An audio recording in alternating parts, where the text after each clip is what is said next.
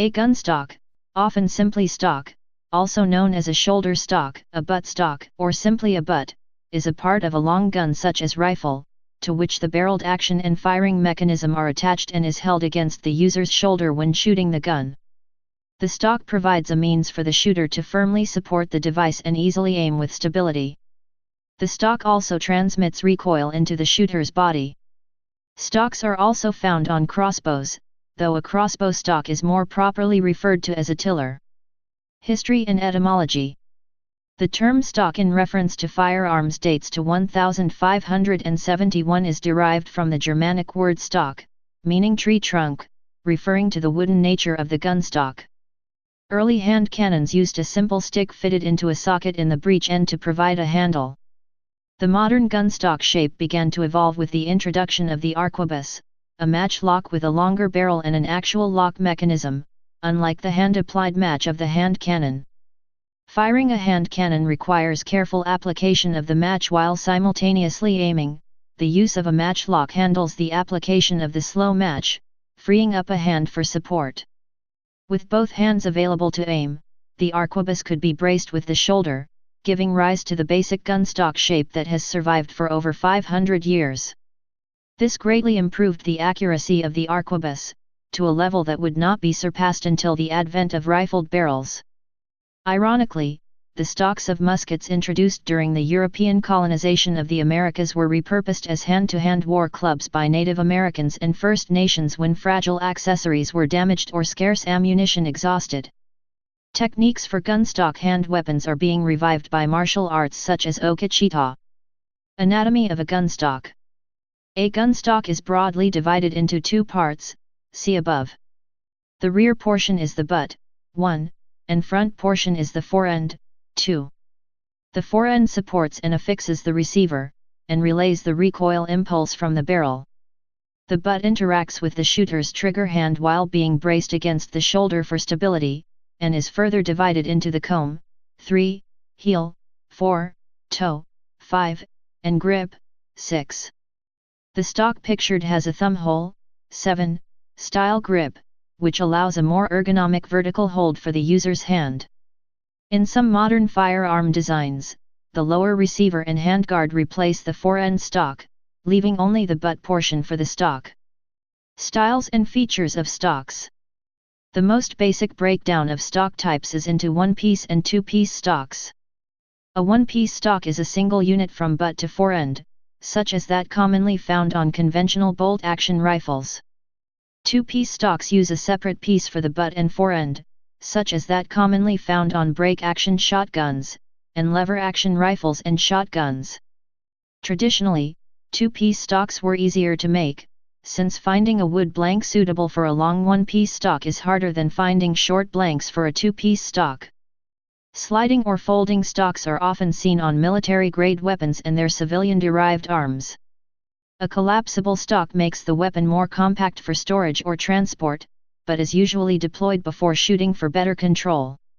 A butt hook, which is an attachment to the butt of the gun that is put under the shooter's arm to prevent the rifle from pivoting forward from the weight of the barrel, is sometimes used in competitive rifle shooting. These stocks are also used on combat shotguns like the Franchi Spas 12 to allow the stock to collapse when not in use. Grip. The grip area is held by the shooter's trigger hand during firing, and is the part of the butt that connects with the forend. The back part of the grip is called the tang. Many grips have roughened textures or even finger grooves engraved into the sides to increase the firmness of the shooter's hold. Some grips have a thumb rest, or thumb groove, carved near the tang to give a more ergonomic hold for the trigger finger. The grip varies widely in styles. A straight grip stock, A, proceeds smoothly from toe to the trigger, giving a nearly horizontal holding angle for the trigger hand, while a full pistol grip stock, E, contains a separate stand-out grip piece, providing a nearly vertical angle for the trigger hand for maximal ergonomics, and is commonly found on modern military rifles such as the ubiquitous AK-47 and AR-15 families of assault rifles. In between the two extremes, the semi-grip stock, B, is perhaps the most common sporting rifle stock, with a steeper angle cut into the stock to provide a more diagonal angle for the trigger hand. Modern target-style stocks have generally moved towards a fuller, more vertical grip, though built into the stock rather than made as a separate piece. Anschutz grip stocks, c. for example, use a nearly vertical grip, and many thumbhole grip stocks, d. are similar to pistol grips in shape. Comb. The comb is another area of wide variation. Since the comb must support the shooter's cheek at a height that steadily aligns the aiming eye with the weapon's sights, higher sights such as telescopic sights require higher combs. The simplest form is a straight comb, A, which is the default form seen in all traditional rifles with iron sights. The Monte Carlo comb, B, is commonly found on stocks designed for use with scopes, and features an elevated comb to lift the cheek higher, while keeping the heel of the stock low. If the elevated comb is of a rounded dome shape, it is often called a hogback comb. A cheek piece, C, is a raised section on the side of the stock, which provides a more comfortable support for the shooter's cheek. There is some confusion between these terms, as the features are often combined, with the raised rollover cheek piece, D, extending to the top of the stock to form essentially a high Monte Carlo comb. Some modern buttstock has a movable comb piece called a cheek rest or cheek rise, which offers adjustable comb height that tailors to the shooter's ergonomic preference. Forend. The forends tend to vary both in thickness, from the splinter forends common on British side-by-side shotguns to the wide, flat-bottomed beaver tail forends found on bench rest shooting guns, and in length, from the short AK-47 style to the long manlicher stock that runs all the way to the muzzle. Most common on sporting firearms is the half stock, which extends roughly half the length of the barrel. Stock measurements. Stock measurements are important regarding target rifle stocks if competing in IBS or NBRSA registered matches. The target rifle stocks must meet certain dimensional and configuration criteria according to the class of competition engaged in. Stock dimensioning is especially important with shotguns, where the typical front bead-only sight requires a consistent positioning of the shooter's eye over the center of the barrel for good accuracy. When having a stock custom built or bent to fit, there are a number of measurements that are important. Sight line, a datum line along the line of sight, extending axially to all points necessary for shotgun stock reference measurements. Length of pull, the length measured from the butt of the stock to the trigger. Drop at heel, the distance from the sight line to the heel of the butt. Drop at comb, the distance from the sight line to the comb. Cast off, the distance from the center of the butt to the sight line, to the right side as seen from the rear. Cast on, the distance from the center of the butt to the sight line, to the left side as seen from the rear. Pitch, the angle of the butt of the stock, determined by a straight line from heel to toe, referenced perpendicular to the sight line. Bore line, a datum line concentric with the rifle bore, and extending axially to all points necessary for rifle stock reference measurements. Corporal line, the bottom edge of the butt of the stock, or as determined by a straight line from grip to toe. Corporal angle, the angle of the corporal line referenced to the bore line at the corporal intercept point. Corporal intercept point, the point on the bore line forward of the bolt face where, if, the corporal line intercepts the bore line. Accuracy considerations. In addition to ergonomic issues, the stock can also have a significant impact on the accuracy of the rifle. The key factors are: a secure fit between the stock and action, so that the rifle does not shift under recoil. A stable material, that does not suffer from changes in shape with temperature, humidity, or other environmental conditions to a degree that could adversely impact accuracy. A well-designed and well-built wooden stock can provide the secure, stable base needed for an accurate rifle, but the properties of wood make it more difficult than more stable synthetic materials. Wood is still a top choice for aesthetic reasons, however, and solutions such as bedding provide the stability of a synthetic with the aesthetics of wood.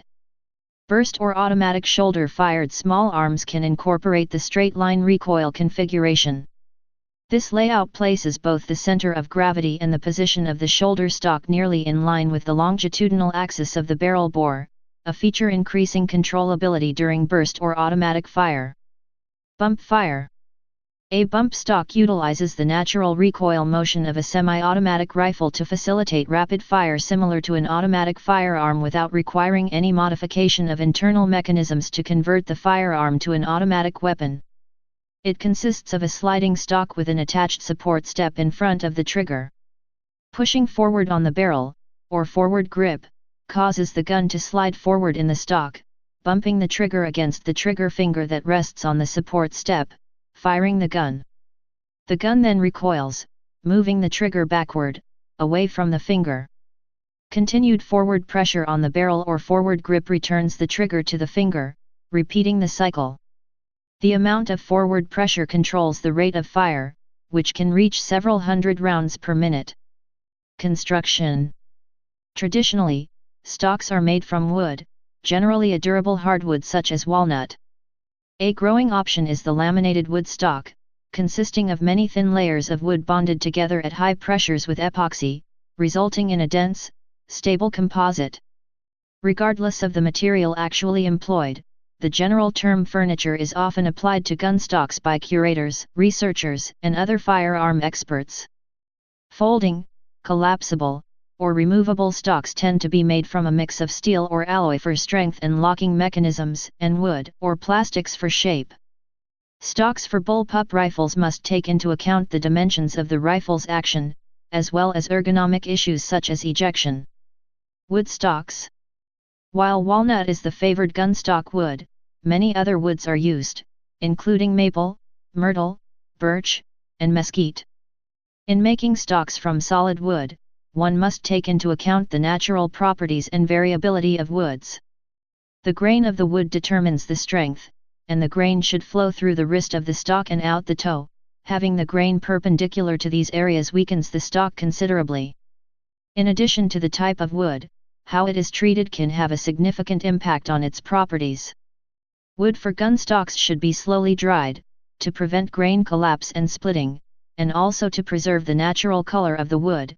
Custom stock makers will buy blanks that have been dried 2 to 3 years and then dry it for several additional years before working it into a stock. Careful selection can yield distinctive and attractive features, such as crotch figure, feathering, fiddleback, and burl, which can significantly add to the desirability of a stock. While a basic, straight-grained blank suitable for a utilitarian stock might sell for $20, an exhibition-grade blank with superb figure could price in the range of $2,000. Blanks for one-piece stocks are more expensive than blanks for two-piece stocks, due to the greater difficulty in finding the longer blanks with desirable figure. Two-piece stocks are ideally made from a single blank, so that the wood in both parts shows similar color and figure. Laminated wood. Laminated wood consists of 2 or more layers of wood, impregnated with glue and attached permanently to each other.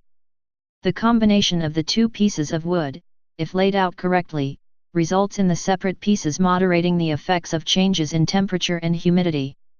Modern laminates consist of 1/16 inch, 1.6 mm, thick sheets of wood, usually birch, which are impregnated with epoxy, laid with alternating grain directions, and cured at high temperatures and pressures.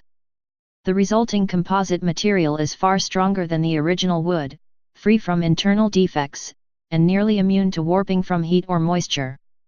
Typically, each layer of the laminate is dyed before laminating, often with alternating colors, which provides a pattern similar to wood grain when cut into shape, and with bright, contrasting colors, the results can be very striking. The disadvantage of laminate stocks is density, with laminates weighing about 4 to 5 ounces, 110 to 140 grams, more than walnut for a typical stock. While wood laminates have been available for many years on the custom market, and, in subdued form, in some military rifles, in 1987 Rutland Plywood, a maker of wood laminates, convinced Sturm, Ruger, Savage Arms, and U.S. Repeating Arms Company, Winchester, to display some laminate stocks on their rifles in a green, brown, and black pattern, often called camo. The response was overwhelming, and that marked the beginning of laminated stocks on production rifles. Injection molded synthetic. While setup costs are high, once ready to produce, injection molding produces stocks for less than the cost of the cheapest wood stocks. Every stock is virtually identical in dimension, and requires no bedding, inletting, or finishing. The downsides are a lack of rigidity and thermal stability, which are side effects of the thermoplastic materials used for injection molding. Hand-laid composite stocks. A hand-laid composite stock is composed out of materials such as fiberglass, Kevlar, graphite cloth, or some combination, saturated in an appropriate binder, placed into a mold to set, or solidify. The resulting stock is stronger and more stable than an injection molded stock. It can also be as little as half the weight of an injection molded stock. Inletting and bedding can be accomplished by molding in as part of the manufacturing process, machining in the inletting after the stock is finished, molding directly to the action as a separate process, or molding a machined metal component in place during manufacture. Finish is provided by a layer of gel coat applied to the mold before the cloth is laid up. Metal.